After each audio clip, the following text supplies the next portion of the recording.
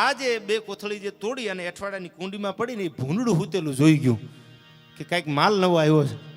એટલે ભૂંડડું ઊભું થઈ ગાતર બાતર હમાનામાં કરી અને અઠવાડિયાની કુંડી આવીને એક હબડકો, બીજો હબડકો, ત્રીજો હબડકો અને પાંચે હબડકા દેશીના લીધા ભૂંડડાએ અને લાગી ભાઈ આડો હાડ લાલ ધકેલ ત્રાંબા જેવી આંખું થઈ ગઈ. આડો ધોબો હાના કાળજાના લોહીજી આંખમાં રેડા હોય એવી આંખું ભૂંડડાની થઈ ગઈ.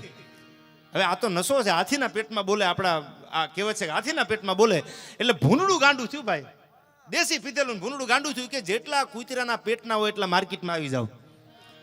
અમારા નાના નાના ગલુડિયા, અમારા નાના નાના છોકરાઓ તમે ધરબી દીધા છે, આજ સુધી સહન કર્યું છે, પણ હવે કોઈના બાપનું સહન કરું તો ભૂંડડીના પેટનો ન કહેવાઓ. હા હા, તારી ભલી થાય તારી. કૂતરા બધા ડાગ્યો, બલિયો, કલિયો આ બધા કૂતરાના નામ છે. એ બધાય લીમડા હેઠે શાંતિથી ઉનાળાનો સમય અને ટાઢા થઈને હૂતેલા હીરામણ પાણી કરીને અને પડકારા ભૂંડડાના મીંડા સંભળાવા. ભાઈ દેશી લાગી ગઈ, હાડો હાડો થઈ જાવ માટી, આજ લડી લેવું છે, યુદ્ધ જ કલ્યાણ, બીજી વાત નહીં એમાં. કૂતરા મારા બેટા હુટા હુતા વિચારે કોઈ દી જિંદગીમાં હામો પગ ન દે, કોઈ દી હામી મીટ ન માંડે, નજર ન કરાય.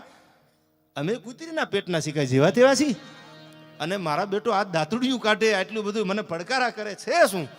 એટલે કૂતરાએ તો કાનને હમાનામાં કરીને બંગાયું ઉડાડી અને કૂતરા થયા બેઠા ભાઈ હો. એક બાજુ ભૂંડડા, એક બાજુ કૂતરા અને મામલો પડ્યો ગામમાં મેદાને ભાઈ હો. બાકા ઝીક મંડી બોલવા. હવે આવડી દાંતડિયું અને લાગી ગયેલો દેશી દારૂ, હાડો હાડ લાગી ગયેલો. એક દાંતડી મારે ને કૂતરું ભાગે, એક દાંતડી મારે ને કૂતરું ભાગે. આખા ગામના કૂતરા ભગાડી દીધા, આખું ગામ ખાલી થઈ ગયું, કે કૂતરાનો અવાજ ન સંભળાય અને હાડો હાડ લાગી ગયેલી. અને એક પછી ભૂંડડી સમજાવે છે સ્વામિનાથ હવે ધીરા થઈ જાવ, હવે ધીરા થઈ જાવ, અરે ધીરા થઈ જાવ. પણ આ કોઈના બાપનું માને ખરો? ન પીના હરામ હે ન પીલાના હરામ હે, પીને કે બાદ હોશ મેં આના હરામ હે. અને એક કૂતરાની પાડ પીટી અને ભૂંડડું ગાંડું થયું ભાઈ ગામમાં. કૂતરું જોવા ન મળે કાંઈ. અને એમાં એની નજર આમથી આમ થઈ ને ત્યાં તો ગડગડતી દોટ મૂકી મળ્યું ભાગવા ભાઈ. એક ગાવ, બે ગાવ, 3 ગાવ સુધી જ્યાં ભાગ્યું, 3 ગાવે જેને આમ હા ધમણ થઈ ગયેલું ભૂંડડું ઊભું રહ્યું ને તે ગામમાં ઓલે પડકારો કર્યો, તાળા બનાવવા, કૂચી બનાવી. સરદારજી ગામમાં આવ્યા ને આને એમ થયું મારા બેટા પકડવા આવી ગયા મને. સરદારજી તાળા ને કૂચી બનાવવા ગામમાં આવેલા ને ભૂંડડાને લાગી ગયેલી હાડો હાડ. એટલે એને એમ કે મને પકડવા આવી ગયા. કહેવાનો મતલબ નશો એવો રાખજો જીવનમાં કોઈ દી ઉતરે નહીં. પછી ભોજા મકવાણાનો હોય, કરસન ડાંગરનો હોય, કે રામ ડાંગરનો હોય, કે દેવાયત બોદરનો હોય, દારૂ જેવો નશો હળવો ન રાખતા, કોક ઉતારીને વયા જાય. નશો એવો રાખજો તો કોઈના બાપથી આપણો નશો ન ઉતરે. એવી ભગવાન મુરલીધર મહારાજને પ્રાર્થના કરજો. પણ મેં પોતાએ લખેલી કવિતા એના ચરણોમાં રજૂ કરું. કેવો પ્રેમ કર્યો છે સાહેબ. આ હીરોએ પ્રેમ કર્યા ને તો પોતાના હાડ હમીને પ્રેમ કર્યા છે. પ્રેમ આમ કરાય એ આહિર શીખવાડે છે. એના માટે મને આ કવિતા યાદ આવે, કારણ કે ભાગતો યુગ છે એટલે મારે અમુક વાતો જે મેઘાણીએ લખી છે, જયમલભાઈ પરમારે લખી છે, અદ્ભુત જે વાતો લખી છે ને એકાદે પ્રસંગો મારે આપને કહેવા છે. આયા સમગ્ર બોળી સમાજમાં આહિર સમાજ છે, અન્ય વર્ણ પણના બધા મિત્રો 18 વર્ણના બધા છે. માયભાઈ શરૂઆતમાં ટકોર કરીને કે વાડા પાડવાની જરૂર નથી, એક થવાની જરૂર છે. હું ભારતીય છું અને આપણે ઓળખાણ એ જ આપવાની છે કે હું હિન્દુનો દીકરો છું. એમ ક્યાં સુધી વાડા પાડીને જીવશું યાર. અને આયા મારા પરમ સ્નેહી, કારણ કે એક સમય એક જમાનો, આમ તો આજે છે એવું નથી કે જમાનોનો સમય વયો ગયો. હું માયાભાઈને સાંભળતો, એમનો ચાહક હતો, પણ માની કૃપા એવડી થઈ ગયા હતા તે એમના 2 દીકરા, મોટા ભરતભાઈ અને નાના જયરાજભાઈ, એ એકચ્યુઅલી મારા ચાહક થઈ ગયા. આથી બીજી દ્વારકાધીશની કઈ દયા હોય ભાઈ, મુરલીધર મહારાજની. હા હા, અમારા હાલનો પૂછો તમારા હાલ કેવા છે યાર. અને આમ તો લોકડાઉન આવ્યું, 1.5 વર્ષ સુધી આ પ્રોગ્રામ બધા બંધ થઈ ગયા એટલે તમને અમને બધાને કહું તૂટતી. હા, એમ થતું હતું કે આ ડાયરા આ માહોલમાં રહેલા ને બધા આપણે, એટલે આ માહોલ આખો બંધ થઈ ગયો કે બારું નીકળાય નહીં. કન્ડિશન સરકારના નિયમને ફોલો કરવા પડે. વળી પાછું ક્યાંક દ્વારકાના દેવળવાળા સામું જોઈને કોઈ પ્રાર્થના કરી છે કે બાપ ડગો હાલવામાં, ડગો બોલવામાં, ડગો ત્રાજવામાં, ડગો તોલવામાં, આ બધું ડગો થવા માંડ્યો ને થઈ આવા બધા બહારથી આક્રમણો ને આવા બધા સંકટો આવવા માંડ્યા.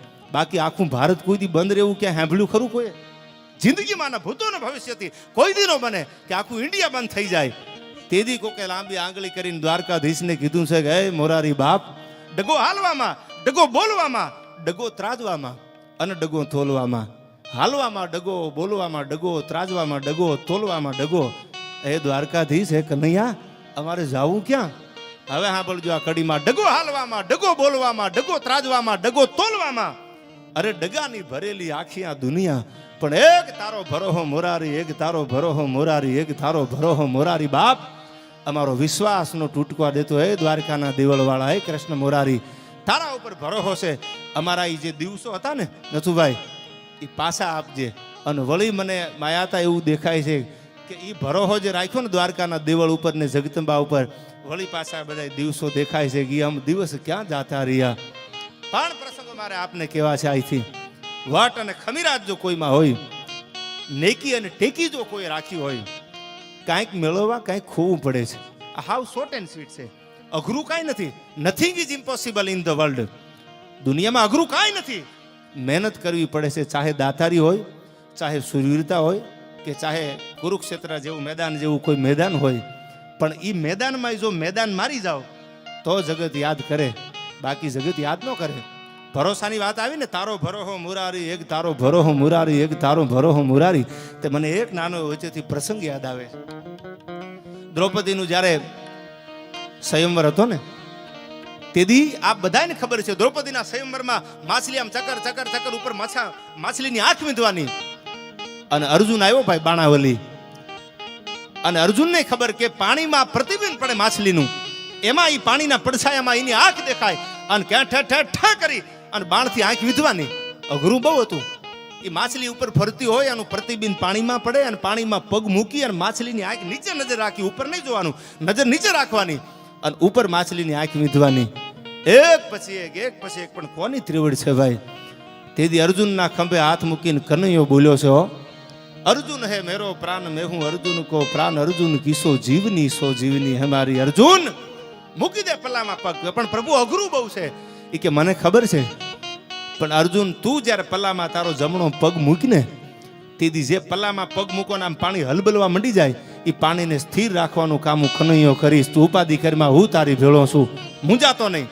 અને આમ જે અર્જુને પગ મૂક્યો છે પલ્લાની માલિકો, કે જે પાણી આમ તમને ખબર છે, પાણી તો પાણીમાં કોઈ પણ પાણી, મોટું તળાવ હોય, દરિયો હોય, સમુદ્ર હોય કે નાનું ખાબોચિયું હોય, પગ મૂકો તો પાણીનું સ્થિરતાપણું છે એ હલબલવા મંડી જાય. એ પાણીને કનૈયાએ સ્થિર કરી દીધું હતું. અને અર્જુને આઈથી ક્યાં ઠ કરી અને માછલીની આંખ વીંધી નાખી. એવો જ એક દી કનૈયાના બીજી વાર ખંભે હાથ મૂકીને કુરુક્ષેત્રના મેદાનમાં અર્જુન કનૈયો બોલ્યો છો, તારી હારે છો ઉપાધિ કરતો માં, મૂંઝાતો નહીં. પણ ભરોહો કેમ આવે કે આ મારે યુદ્ધમાં મારી હારે આવે, સારથી બન્યા છે. માયાભાઈ બહુ સારી વાત કરી. અને તેથી વિરાટ રૂપ ધારણ કરીને અર્જુનની સામે કનૈયો ઊભો છો. શરીરે ધર્યા લાલ પીતમ સુ વાગા, પચે રંગ ટેટી ધરી શીસુ પાગા, વળ્યા ઓડ માથે ખુલ્લા કેસુ વાગા, અને નારીયું વારણા લીધ જાકા, કડે કટારા ભેટ લીધી કસીને, અને હોળે કળાથી તેજ જેવું શશીને, ભુજાએ ચતુર જોમ યાદામ ભારી, નમો શંખ ચક્ર ગદા પદ્મ ધારી. અરે તું એક તું ही नहीं दूसरो तुम साथी समोही, अखा वोम में पीठ तू थापे उथापे, चवा चंद्रमा सूर्यમાં તેજ તારો ધરા, ઉપરે મેઘ તું એક ધારો. એ બાપ હવે દેખાય છે. શરીરે ધર્યા લાલ પીતમ સુ વાગા, પચે રંગ ટેટી ધરી શીસ પાગા, અલે વળ્યા ઓઢ માથે ખુલ્લા કેસ વાકા. આમ જે અર્જુને નજર કરી, ભરોહો આવી ગયો. હવે કનૈયો હારે છે, મૂંઝાવાની જરૂર નથી. યુદ્ધ જ કલ્યાણ. યુદ્ધની હારે હારે જેને ગીતાના પાઠ આપ્યા છે, ઈ કૃષ્ણ, ઈ કનૈયો, એના સાનિધ્યમાં આપણે મળ્યા છીએ. ત્યારે મારે વાત કરવી છે, જેમાં ઈમાનદારી, જેમાં ખમીરાત, જેમાં દાતારી અને જેમાં શૌર્ય, આ બધા જે સમર્પણના જે ઇતિહાસો છે, એ બધા જો હોય ને તો એક એક દાખલો આહિર સમાજમાંથી ગોતીને તમને આપવા માંડું. હજારો દાખલા. દાતારી તોય એમાં અમે બેઠા છીએ. મર્દાનગી, સમય આવે ને મૂછ માથે હાથ મૂકવાનો થાય તોય અમે બેઠા છીએ. આપી દેવાનું હોય તોય અમે બેઠા છીએ. ત્યાગ અને સમર્પણની વાત આવે, બધું મૂકીને નીકળી જવું પડે તો કે તોય અમે બેઠા છીએ. આના એક એક પ્રસંગ મારે આપને કહેવા છે. પંખીના માળા જેવું ધંધુહર ગામ,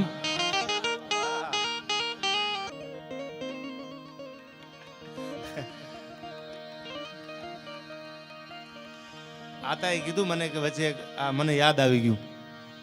તમે જોજો, नहीं पीते तब मौसम तक नहीं पीते, और पीने बैठ जाते तो किसी से कम नहीं पीते. न पीना हराम है, न पिलाना हराम है, अरे पीने के बाद होश में आना हराम है. આવી રીતે આમ તો અમરેલી બોલેલો માયાભાઈનો, કીર્તિભાઈનો અમારો પ્રોગ્રામ હતો એસપી સાહેબના. અમરેલી નીલિતર આઈ સાહેબને ત્યાં. ત્યારે આ મેં એક નાની એવી વાત કરેલી. મારો વિષય તો એમનો છે, કારણ કે હું હૃદયથી કહું છું આ દ્વારકાધીશના ચરણોમાં કે એ તો સિનિયર છે, એને સાંભળીને અમે કંઈક શીખ્યા હશું. આ તો એની મહાનતા છે યાર. રૂડું લગાડવા માટે નહીં, રૂડું લગાડીને મને કોણ કાંઈ દઈ દેવાનું ભાઈ. દેવાવાળો તો ધોળી ધજાવાળો છે, બાકી ક્યાં કોઈ દી આપેલું ને તાપેલું લાંબુ ટેક્યું છે કોઈનું યાર. દેવાવાળો દે ને તેથી એ આપે તેથી ભેળું થાય, બાકી તો બધી વાતું છે ભાઈ, ઝાંઝવાના પાણી છે. પણ મેં કીધેલું કે એક ગામનું આમ તો સિટી હતું, સિટી અને પસવાડાનો ભાગ. એક જણો દારૂનો બંધાણી હતો, અને દારૂ એટલે તો આપે જાણો છો, એકવાર જેને લટ લાગી જાય ને મુકાવતા મુકાવતા પાણી આવી જાય. એટલે દારૂનો બંધાણી અને પાછો દેશીનો બંધાણી. ઇંગ્લિશમાં એને રસ જ નહીં બિલકુલ.